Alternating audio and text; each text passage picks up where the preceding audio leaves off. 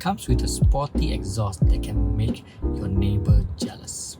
Which is why this Lancer EX is better than the Civic FD. You got this super nice Evo 10 body kit on the front, side and rear bumper.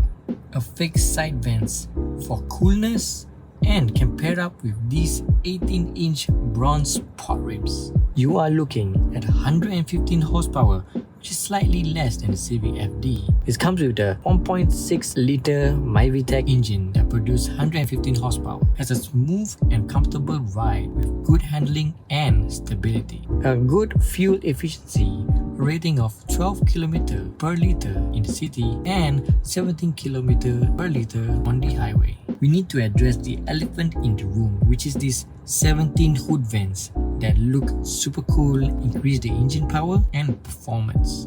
Inside you got these comfortable polyester seats, a decent amount of legroom and headroom for the front and rear passengers, cool dashboard design, radio, and you got this really cool gear handle, a sporty steering wheel and a speed gauge.